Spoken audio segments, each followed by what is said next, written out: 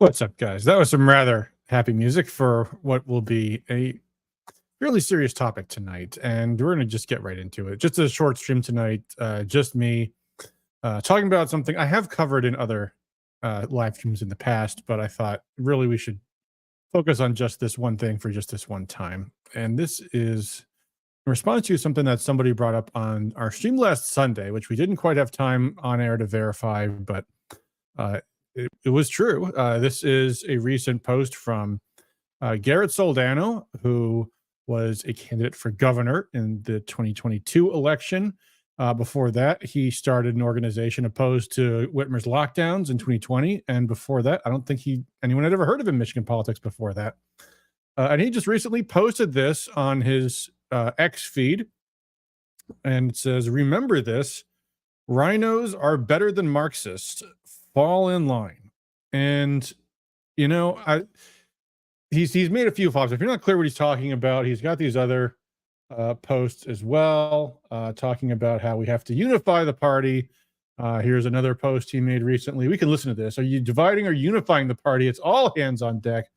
We must unify after the primary." You can kind of see from the subtitles, but let's just let it play here. We'll play here. I want you to answer them honestly. Number one, are you for Trump? Yes or no? The majority of us would say yes. Are you going to do everything that you can to make sure that Trump gets elected in November? Wait. Everything that we can? Everything. Yes or no? Easy question. The majority of you guys would say yes. If you're saying yes to that, you're lying probably. Have you knocked on doors for Donald Trump 7 days this past week? Have you devoted your entire life to getting Trump elected this next 6.5 months, 7 months nearly? I'm going to go ahead and say probably not. Now, that doesn't mean you don't support Trump, but that wasn't the question he asked. He asked, are you going to do everything that you can to get Trump elected in November? Now, that might seem like I'm just picking at little tiny things here, but this is actually important. But let's let Garrett continue here. To make sure that Trump gets elected in November. Yes or no? Easy question. The majority of you guys would say yes. Nope. Then that certainly won't your be. Actions dividing the party or unifying the party? Oh, tough question, right? Not really. Have to be honest with yourself. See, that's the problem with conservatives. The good thing that the Democrats do within their own party, which I agree with, is they fall in line. They fall in line. They understand that they're going to have disagreements about the Middle East and some other things, but they fall in line behind their candidates. Conservatives, y'all don't do that. We don't do that. We kick and scream like 2-year-old children when we don't get our way, and we pick up our ball and we take it and we go home and say, "You're not getting my vote." Okay, there's a couple of things I want to point out here. First of all, he's completely wrong about the Democratic Party when he says they all just fall in line. Now, it is certainly true that the Democrats tend to fall in line, perhaps more often than conservatives do. There's an extremely important reason for that, guys. The reason is because of the nature of power. If you're a conservative, you have a problem. If you're a conservative politician, you have a problem because your party believes in limited government and fiscal responsibility, which means spending less of the people's money.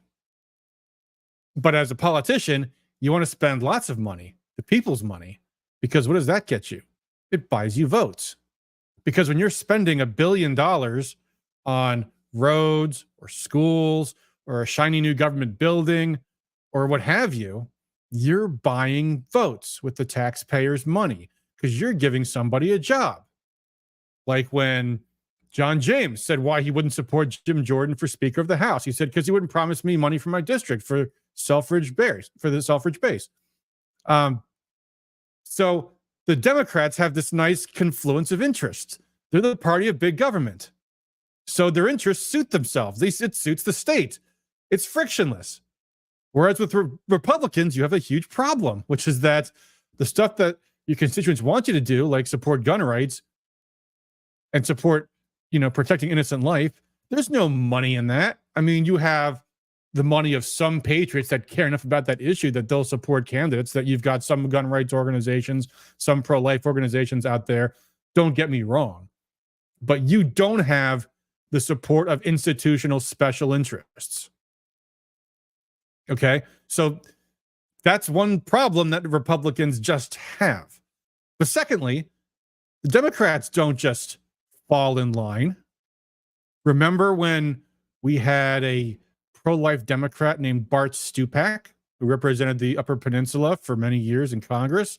And then the Democrats said, you know what? No, we don't support any pro-life Democrats. We are going to drive anyone who's pro-life out of our party.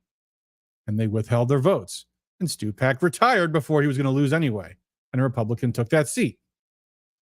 Or how about in Los Angeles, California, where there was a Republican, there was a Democrat congressman. I believe his name was Marty Martinez. He voted with the labor unions 80 to 90% of the time until something came up and he didn't. And they took him out. The unions took him out. They ran a primary against him. And they ran a woman named Hilda Solis, who was going to vote with the unions 100% of the time. And she got elected. She went on to become Obama's labor secretary, in fact. And the quote from the union boss, Miguel Contreras, I believe his name was, he says, Marty didn't vote with us. He wasn't an anti-union guy. He was a pro-union guy. But we expected better. This is a blue-collar district, and we expect better. And they knocked him out. Or there was the case of, I'm going to actually look this up because this is in Colorado. One of the Udall brothers, there was two Udalls. Mark Udall, that's his name. Mark Udall was a U.S. senator from Colorado. And he was in office from 2009 to 2019. No, I'm sorry. He was, hold on. U.S. Senator, hold on. Yeah, he was a U.S. Senator from 2009 to 2015.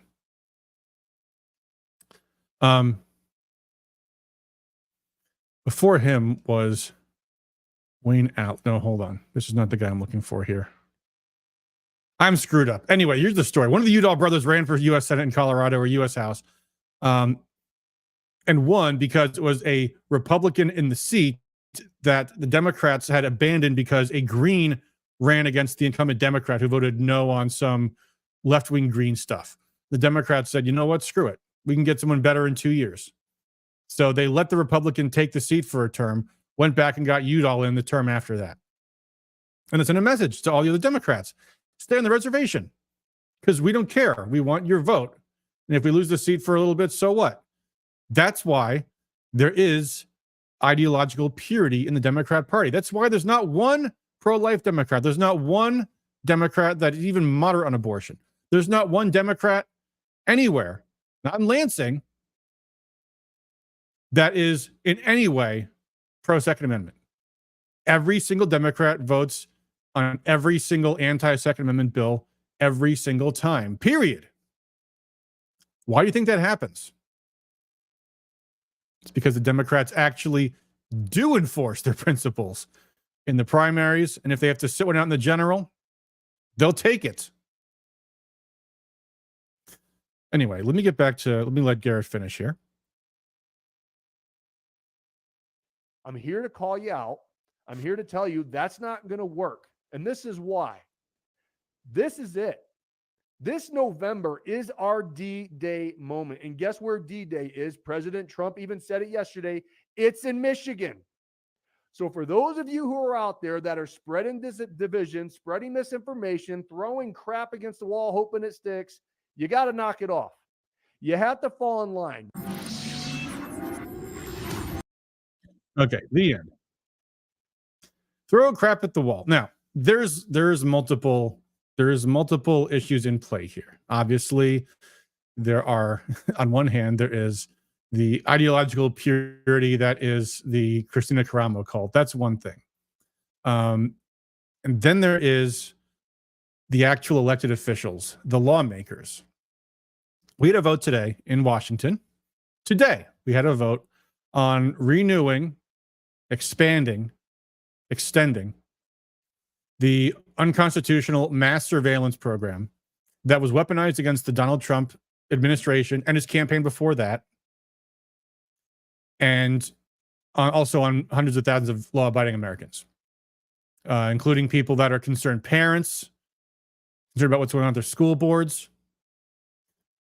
people who are peacefully protesting in front of abortion clinics, just in general, anyone that might be able to find for, say a election year,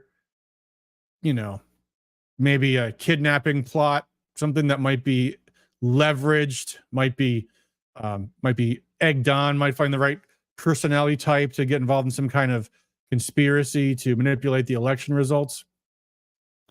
And the program that allows that, Section 702 of the Foreign Intelligence Surveillance Act, there is a bill to extend, to renew, and even expand that program.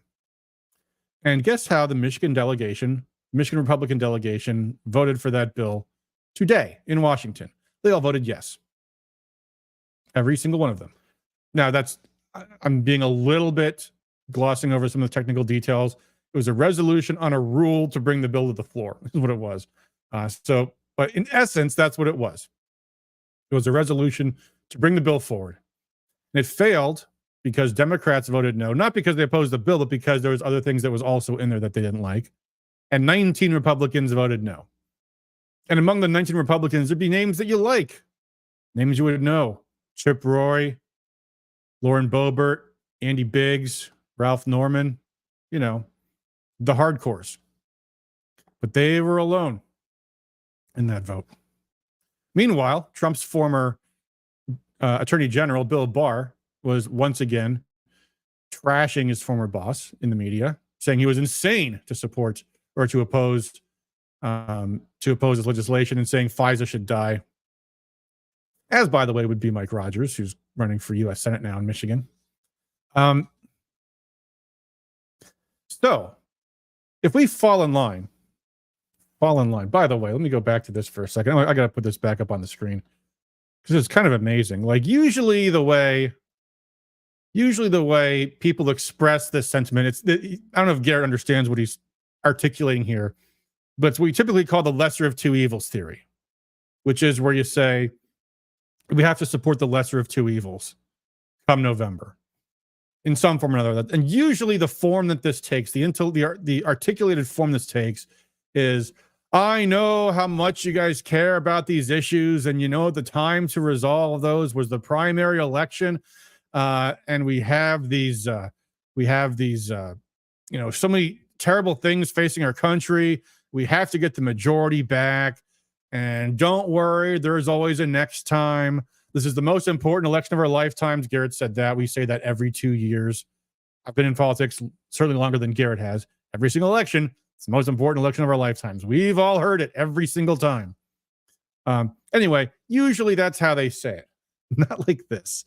And I'm not talking about the grammatical mistakes, the RINO, the apostrophe that doesn't belong there, or, going from plural to singular, or using a comma where a colon should go.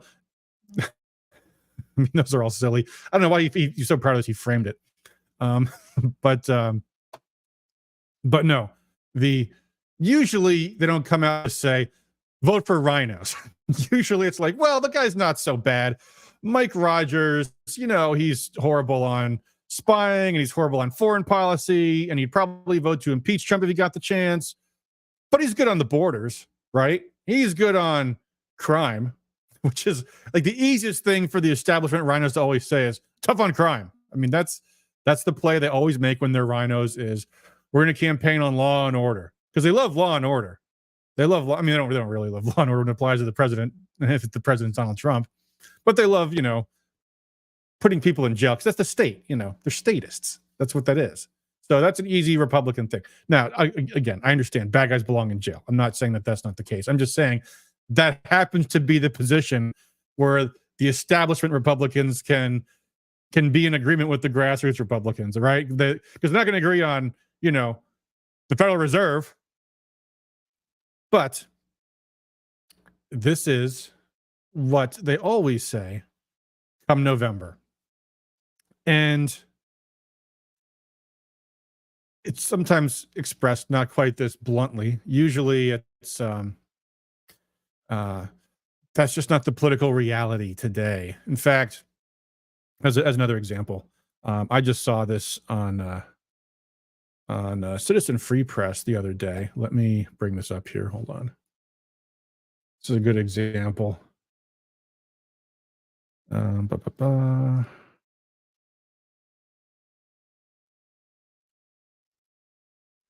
we go. This was the cover of Citizen Free Press, I think just yesterday. And you see what they're saying here. Arizona Supreme Court delivers massive political gift to Democrats. Timing is just so convenient. One day after Trump's announcement. Of course, this is the state of Arizona announcing that their pro-life law can be enforced. And it says here, politically, Republicans have paid a high price 14 straight times in red states and blue states alike. In both votes to install abortion rights in the state constitution and political campaigns waged around the issue, Democrats have consistently won. Wait. I'm sorry. Did they say this is a right-wing Republican website, right?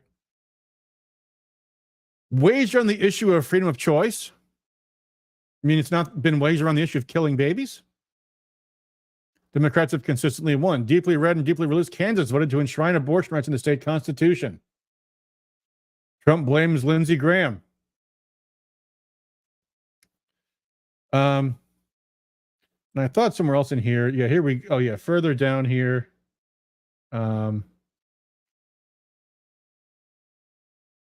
Actually, no, this doesn't have the quote I thought it had in it, where they actually wept. Citizen Free Press, like this terrible ruling, upholding the right to innocent life not to be murdered. But my point is, this is the argument that you need to throw away your values so that we win. We win the election. There's a few issues here. There's actually a lot of issues here. Let me start with this point. Why are you here? Why do we care?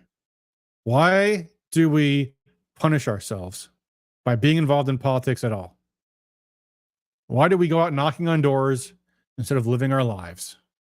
Why am I making a live stream right now instead of doing anything else I might do with my evening? And the answer is not because I want Trump to win, or I want Rand Paul to win, or I want Ron Paul to win, or anything like that. We do it because we want to change public policy, right? Isn't that the whole point? That's how we save America. Because what's the problem with America? The problem is who the people in charge are, and therefore what the public policy is. So the faces and the names don't matter. What matters is the public policy. So let me ask you, folks, if what you care about is protecting innocent life, or protecting your right to bear arms, or securing the border, or non-interventionist foreign policy, or any of the other things that we care about, you think you're going to get that policy when year after year after year, people tell you, just fall in line and vote for the candidates that did the wrong thing every single time? We've had various votes in Congress that I've covered in this past year, and every single time, I've had to be the one to tell you, folks, that the entire Michigan Republican delegation voted wrong on every budget bill, every foreign policy bill, every foreign aid bill, and now the spying bill. Okay? So, what do you think will happen when they all get reelected? If they all get reelected. Wow, that's weird. All these angry Michigan patriots have said they're mad at me for my vote on the budget and mad at me for my vote on giving out money to Ukraine. It doesn't really go to Ukraine, though. It just goes to special interest, et cetera, et cetera. They're going to figure out something. You're shooting blanks. And that's what they figured out about the pro-life movement a long time ago, guys. They figured out it's a wholly owned subsidiary of the GOP, and they can cry all they want because at the end of the day, what do they do in November? They fall in line.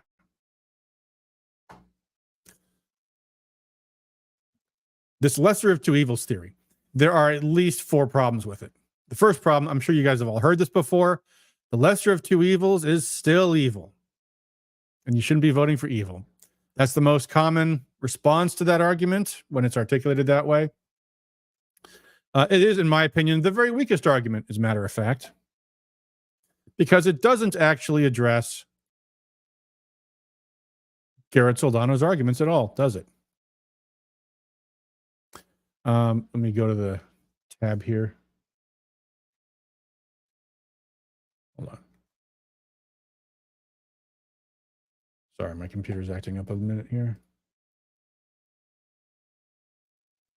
Yeah, here's another comment from Garrett. It says, for all the folks upset about my recent post about unity, even with the RINOs, what's your solution? My solution to what? My solution to what problem? My problem is the politicians aren't voting my way. My solution is not to vote for the ones that voted against me. That's like rewarding your kid when he's bad. How does this division help Trump win in November? I'm all ears. You know, Garrett, there are people who are paid to make Trump win in November.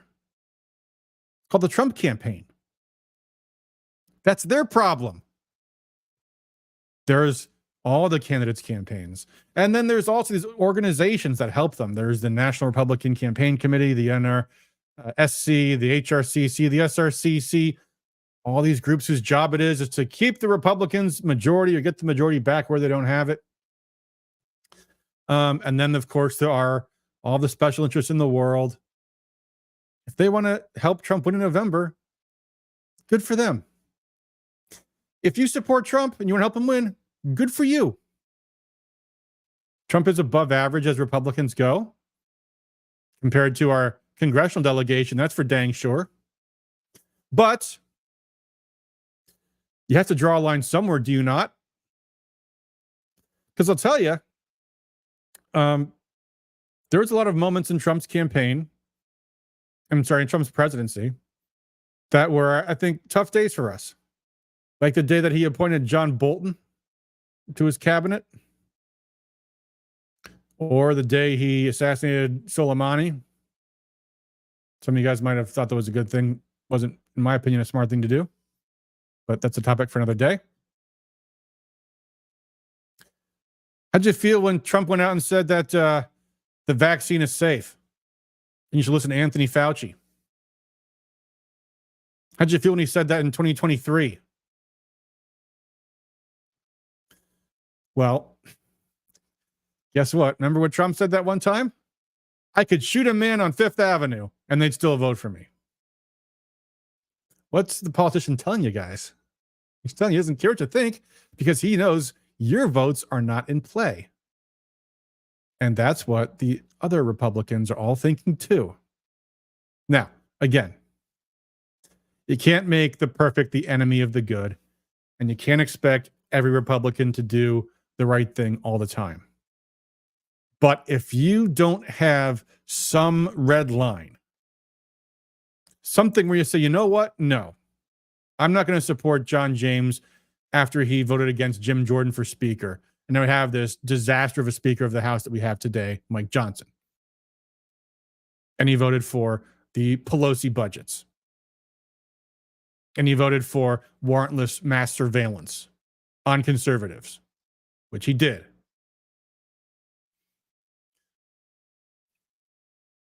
Which gets me to my second point. It demoralizes our movement to be told what you have to settle for. You're going to go out knocking on doors this summer to get Republicans elected and to get Trump elected, I hope. And maybe at some point, the topic of Mike Rogers comes up and the voter's going to say, what do you think about Mike Rogers? And if you're an honest person, you might say something like, well, I think you'd vote to impeach Trump if given the opportunity. I think he's a total shill for the surveillance state. I think the fact that he badmouthed Trump incessantly shows that he would be a bad leader. I think he is a militarist. I think he'd be another Lindsey Graham. I think he'd be a disaster in the U.S. Senate. Well, And then you're going to say what? Vote for him? And here's the reality, guys. How many people do you know have said, I'm done with politics. I'm done. I can't deal with it anymore. That's why. Because they're tired of being burned. They're tired of being told what they have to settle for. And they're tired of when they get betrayed, everybody else saying, shut up. You're helping the Democrats win. Don't criticize our dear leader. You're helping the Democrats win. And then they walk away. And when people walk away from politics on our side, they don't usually come back. So that's the second thing. So reason number one, the lesser of two evils is still evil. Reason number two, it hurts our movement to be told what you have to settle for. You guys going to go out and campaign for Garrett Soldano now? Fall in line.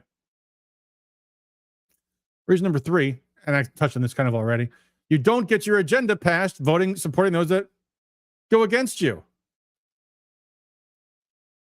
Right? I've been avoiding the chats for the time being just because I want to get through my monologue here, but this just popped up. Who said to vote for Mike Rogers? Trump did. Donald Trump said to vote for Mike Rogers. The guy that would impeach him. Anyway.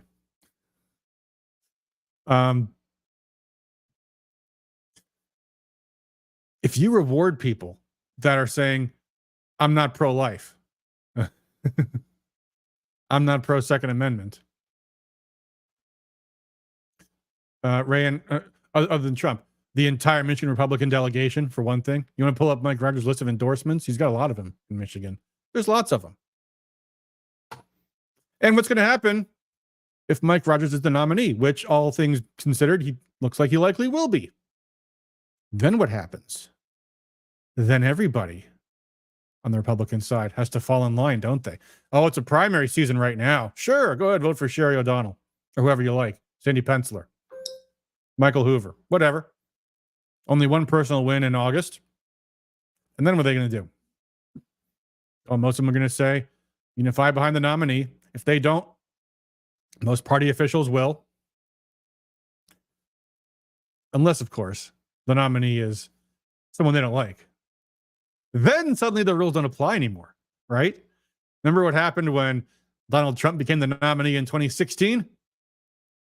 Did Paul Ryan, the Speaker of the House, endorse Donald Trump? No, he didn't, which is weird because Paul Ryan was the Speaker of the House, kind of a position where you really want to keep your majority. And it kind of hurts your chances of keeping the majority to be anything less than enthusiastic about the top of the ticket. But strangely, all those political axioms we've heard for years and years, fall in line, support the lesser of two evils. It's about the primaries, and if you don't get what you want in the primary, well, you got to unify to beat the Democrats now. Well, Paul Ryan didn't think so when Trump was the nominee. Rick Snyder didn't think so when Trump was the nominee. Lots of Republicans, elected Republicans will be the first people to tell you you need to support the nominees. All of them suddenly changed their tunes. Said, well, Trump, I don't know. Do whatever you want with Trump. At the end of the day, when they know that you're going to vote for their candidates, whether or not they support your issues, that's why none of the Michigan delegation votes right on any of the major issues that matter to us. Because they don't care. Because they're not worried about the votes in play. Although they should be. Because what would happen if John James lost his election next year? This year. What happens if John James loses his seat? And can say, gee, what constituency did John James lose? Well, the only person I can think of that was really screaming and yelling about what a RINO John James was that Rescue Michigan group that kept talking about how he made a disgraceful, intolerable vote against Jim Jordan for Speaker of the House, voted for this, that, and the other thing we've already talked about. Then maybe the Republicans go, gee, maybe my constituents really do care about liberty.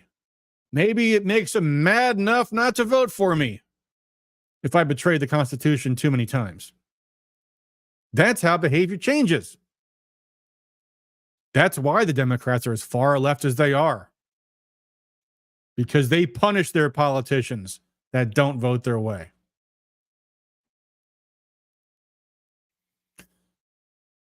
And now to get to what Trump 24 on YouTube is kind of hinting at here.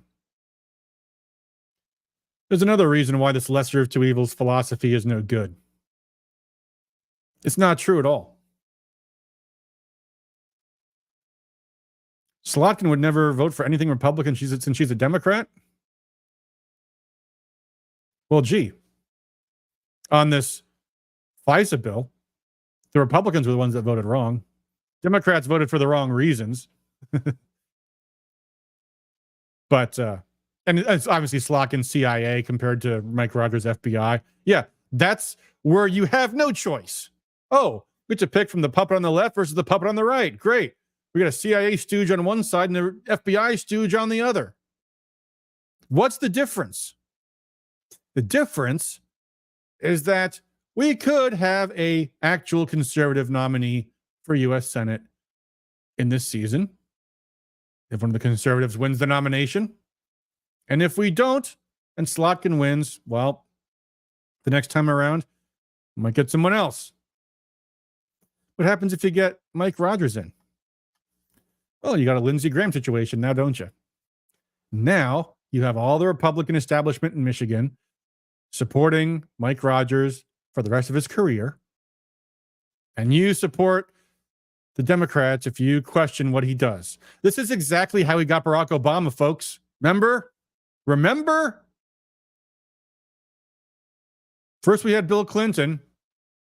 What was his policies? Well, let's see. You had bombing Iraq. What was Bush's policies? Bombing Iraq. You had between Bush and Obama, you had Medicare Part D. That was George W. Bush. You had Obamacare. You had No Child Left Behind versus Common Core. No Child Left Behind. The Bush policy. How'd the national debt do under George W. Bush? How did Medicare and Social Security's unfunded liabilities do under George W. Bush? Oh, about the same. But the difference was, as soon as Barack Obama got elected, what happened? In 2010, Republicans swept the House and the Senate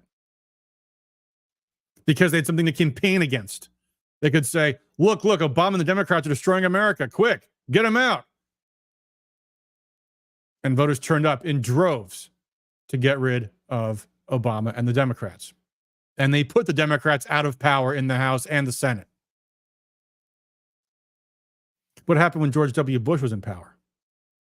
Republicans were demoralized, miserable, and ultimately gave us Barack Obama in 2008 because too much of the base couldn't bring themselves to vote for a big government globalist Republican. So going back to Garrett's comment, which I just realized is been on the screen the entire time. What's my solution? My solution is to actually keep my vote in play over the issues I care about. And I hope you guys all do the same. Now, I'm not saying you can never vote for a Republican that doesn't vote right 100% of the time. But you have to decide what your line is. And if it's somewhere between, I won't vote for anyone who's not 100% of my way on everything, a total purist versus a total sellout. This is what Garrett Soldano is. Who cares about the issues? Well, as I said, that's why I'm here. Let's look at some of these other comments here. These are just kind of amusing. This is another one from Garrett. This is actually funny because he's responding to Anna Hoffman. Anna Hoffman writes, I really don't care what Trump's revised abortion status is. 30 miles away, a group of people just called for death to America. Maybe talk about that.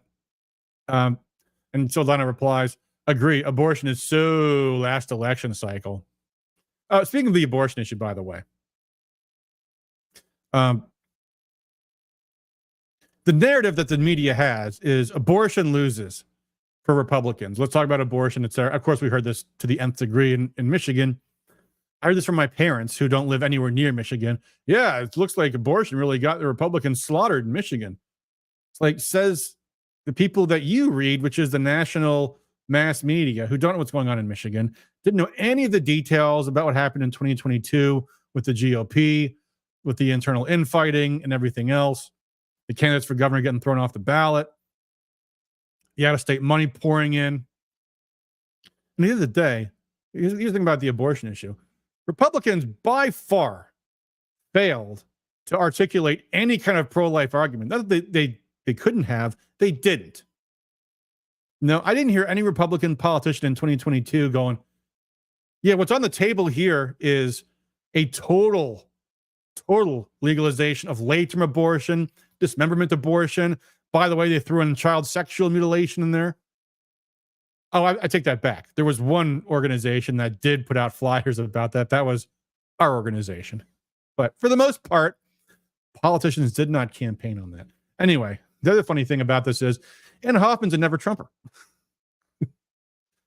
And you don't have to agree with her on that. I respect her on that, frankly, because her position is Trump's done too many things that cross the line for me. Now, you can agree, you can disagree, but the irony is Soldano is quoting from Anna Hoffman to say, shut up and fall in line. Anna Hoffman is not falling in line. So there you go. And again, like I said, I do respect her for that. Here's another video. This is more recent. Soldano keeping on his theme here. I don't know why he is doing this chainsaw theme, but here we go. We can play this. This is a short video. We can play this here.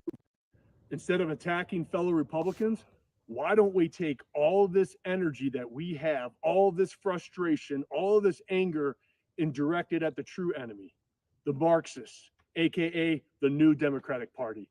That's how we win in November, and that's how we get Trump back in the office. It's that easy.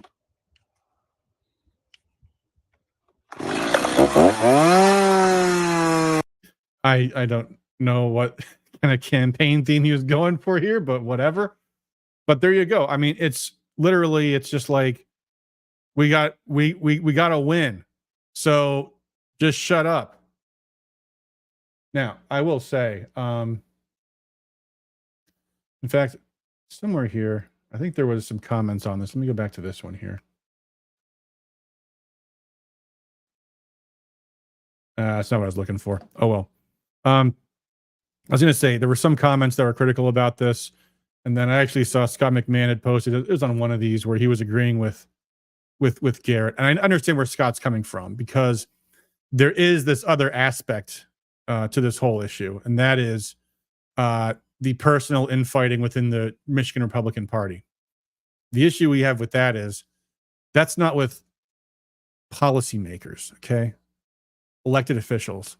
No, that's grassroots patriots fighting grassroots patriots. And the issue we have there is that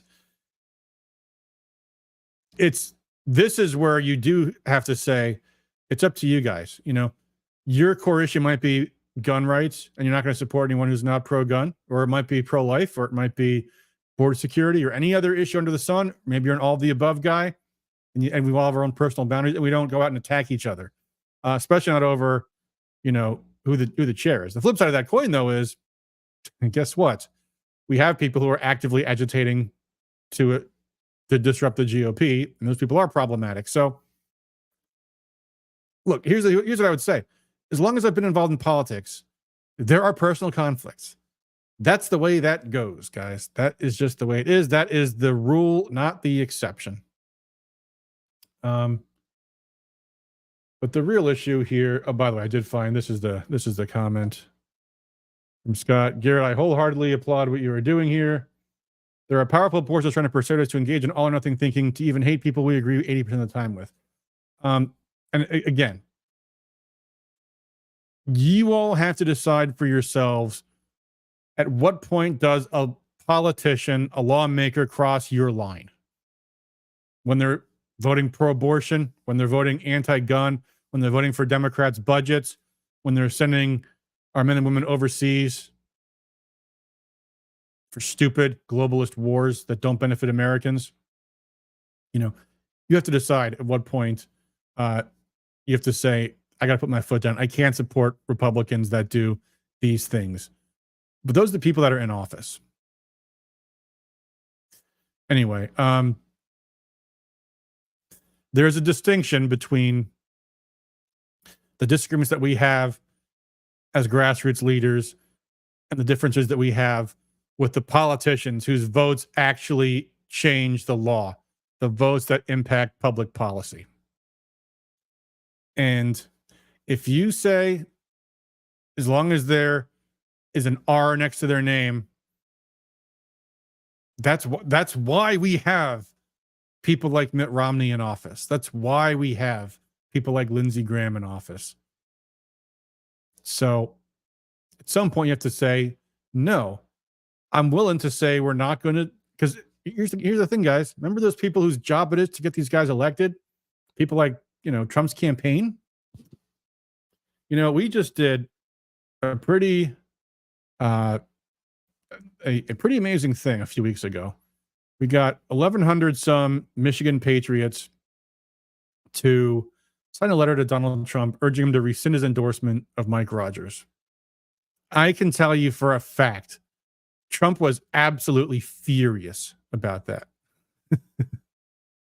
Because it didn't help his campaign. But I'll tell you what it probably did do. It probably made him think twice about giving any more stupid endorsements. And believe me, I mean, he came to Michigan last week and he gave this press conference, and Mike Rogers, he was praising Mike Rogers clearly because he knew that this was something that he had to double down on. So that's what he's going to do, because that's Trump's attitude: is I can do no wrong. I never apologize. I never admit any mistakes ever. That's Trump's political personality. So be it. When a politician is reacting to the things that you're doing, you know that you've made an impression. And if he refrains from making any more very stupid endorsements in the future, good. So that's what it means to pressure a politician, folks. Because the only thing that politicians understand is the next election. And when people are making it more difficult for them to win that next election, that's when they suddenly realize, I gotta be careful. I gotta be careful not to do things that are going to alienate my base. Because something's making them mad. And if it's making them mad enough not to vote for me, then we got a really big problem.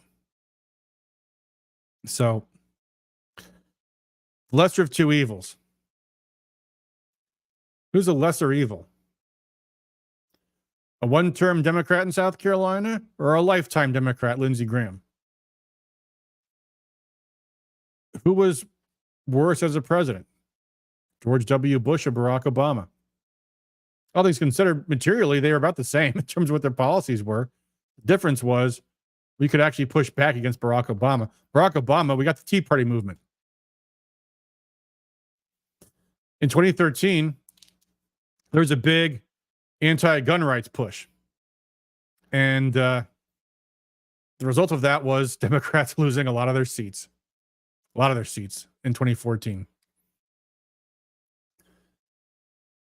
And a lot of Republicans lost their seats over that too, by the way, including none other than the House Majority Leader, Eric Cantor.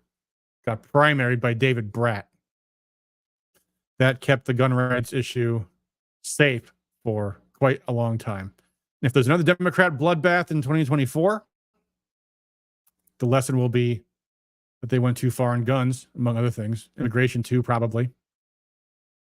That's the way that goes. But here's the other thing, guys. Now, I don't know what Garrett Soldano's motivations are. And I saw some folks in the chat. I'm not going to read the chats about this. I mean, obviously, the guy first appears in the scene in 2020. He's running for governor in 2022. So he clearly does have political ambitions. But this lesser of two evils theory, a lot of people honestly have. I get it. It is a legitimate opinion. It's an opinion I vociferously disagree with, hence what this whole program is all about right now. But it is a legitimate opinion, and it very well could sincerely be his. But you need to understand something, that when you go out into the world and you tell people to vote for Mike Rogers to beat Alyssa Slotkin or vote for John McCain to beat Barack Obama, a couple of things are going on. One is, you are no longer telling the political establishment what they must do. You're telling the grassroots what they need to settle for. So you are no longer the grassroots representative to the politicians. You are now the politicians' representative to the grassroots. And there's no coming back from that, guys. There's no coming back from that. Because before you know it, you're endorsing RINOs. And then what happens when they vote badly? What happens when they inevitably betray you and they vote for the Pelosi budget? We're called the Mike Johnson budget now. The one that funds transgender surgery for minors, and all the rest. Maybe there'll be a vote on sending tens of billions of dollars to foreign countries next week. Could be that. And what are you going to do? Well, you told people to vote for these guys. Now you're going to be making excuses for them. I hope you're getting paid by them. If you're not, you're doing their work for them for free.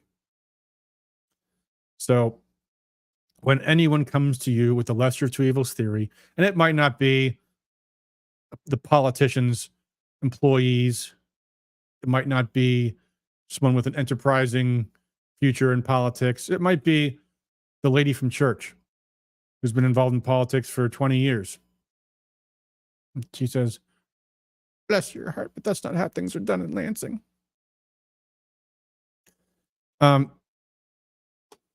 Understand that they may have pure motives.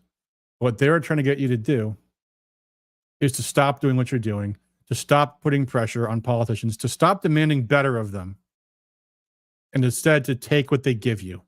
And if you take what they give you, they're only ever going to give you the thing that they all only want to give you, which is more spending. Because that's the nature of government, guys. The whole system leans toward the left. And that's why the left can get away with year after year supporting reckless spending and all that. Because at the end of the day, the Democrats and the agenda of government are frictionless. It's statism. So it works for them. In the meantime, other than that, you have to decide, is so-and-so worth accepting whatever mistakes they might make? I'm pretty unhappy with Thomas Massey's vote today, by the way. He voted last night to approve that rule for the warrantless spying. On the floor today, he voted to pass the rule. Unlike his colleagues in the Rules Committee, Chip Roy and Ralph Norman, although they also did vote for the rule in committee, by the way. But Massey is the sponsor of Auth the Fed. He's a champion on everything else. I'm pretty unhappy with him about that one vote today, but he's still our guy. But at some point, with like John James, who votes wrong on everything, put your foot down. Say, sorry, that's too much. So that's it, guys. That is the lesser of two evils, the biggest lie in politics, the thing that gets you to back off in election season from making that connection between the pressure you bring in the legislative season and the pain you must bring in the election season to prove that you meant business when you signed that petition. All right, let's get to some chats.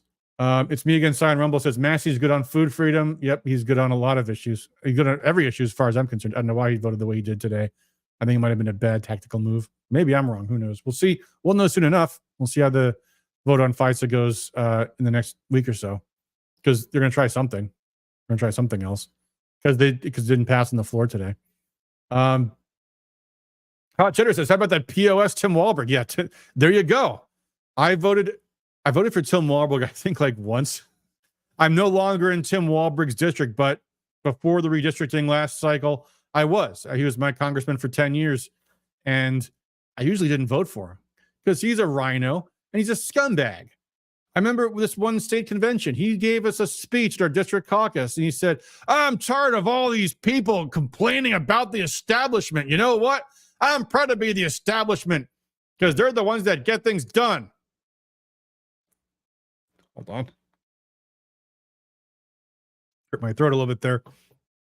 Then he gave that same speech on the general session floor the next morning. So usually I'm like, you know what, Tim, you don't need my vote.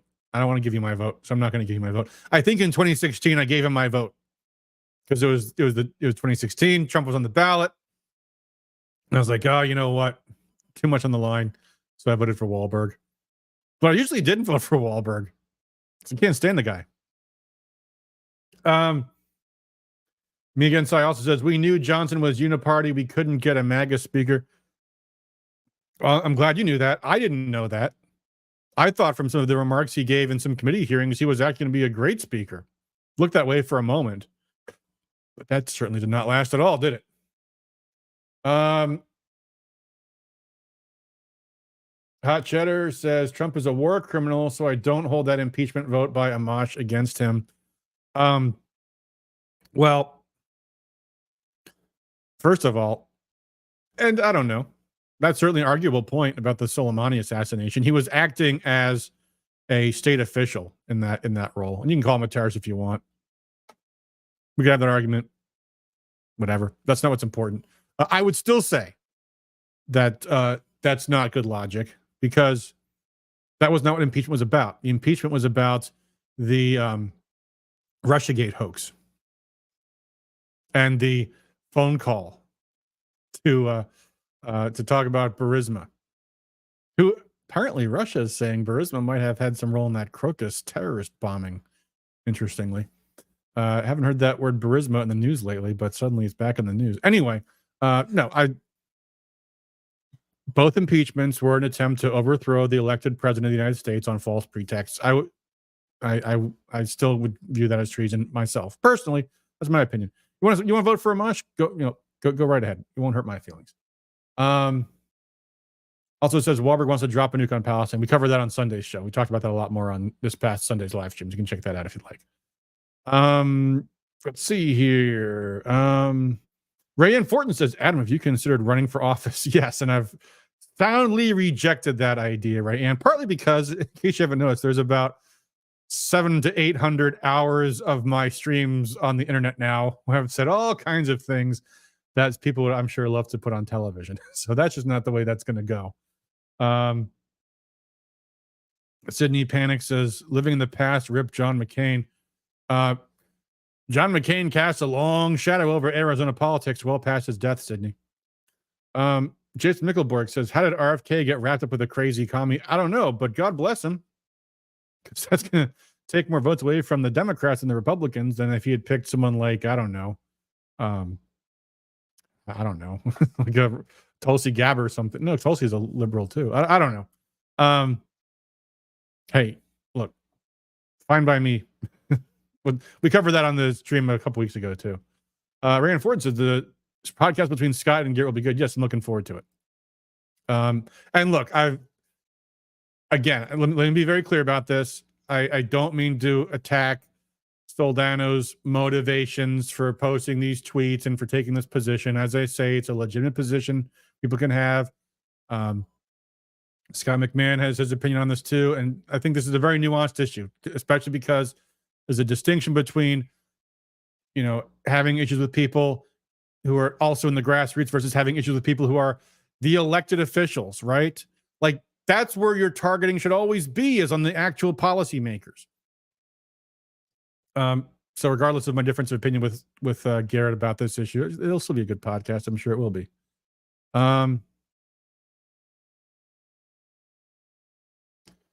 Sydney Panic says, rather vote for a confused dancing frog in a skirt than sort my personal issues with Trump. I can't quite understand what the meaning behind that is, but whatever. Rayanne says Garrett has no prospects for running for office anytime soon. He's no business running for governor. This doesn't stop him from running.